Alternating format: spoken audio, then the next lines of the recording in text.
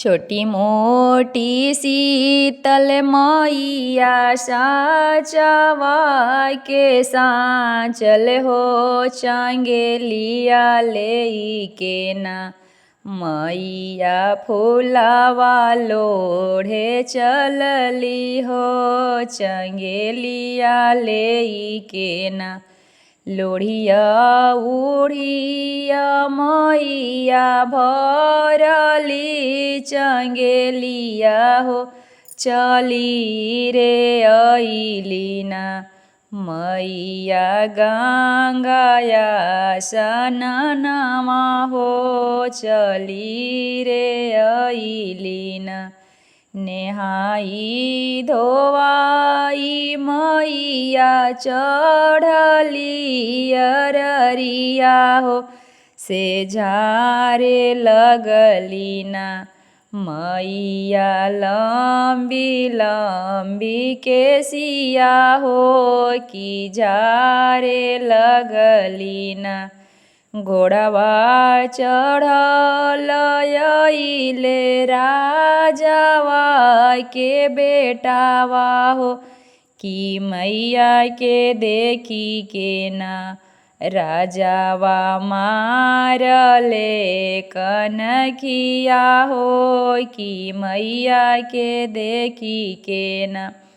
इमती जनी है राजावा चेरिया लौड़िया हो कि हम बानी ना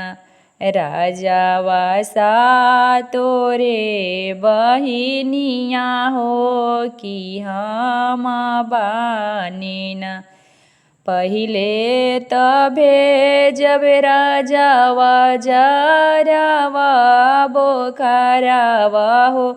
कि दोसरे रे भेजब ना राजावा गोटी के निशानावा हो कि तीसरे में भेजब ना राजावा मालती बहिनिया हो करे जावा कटी है न अतना बचन राजावा सुनहि न पवले हो कि गिरी पड़ले ना सातो बहिनी के चरनिया हो कि गिरी पड़ले ना सातो बहिनी के चरनिया हो कि गिरी पड़ले ना अब की कसुरावा मैया बकसु हमारा हो मलिनिया जानी के ना मैया मरनी नजरिया हो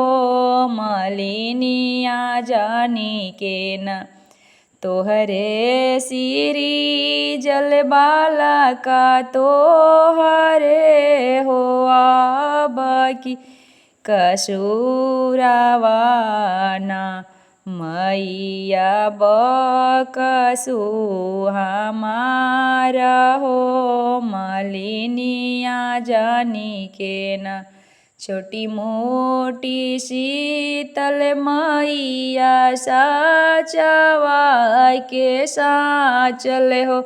चंगेलिया ले के ना मैया फूलावा लोढ़े चलली हो चंगेलिया ले के ना मैया फूलावा लोढ़े चलली हो चंगेलिया ले के ना।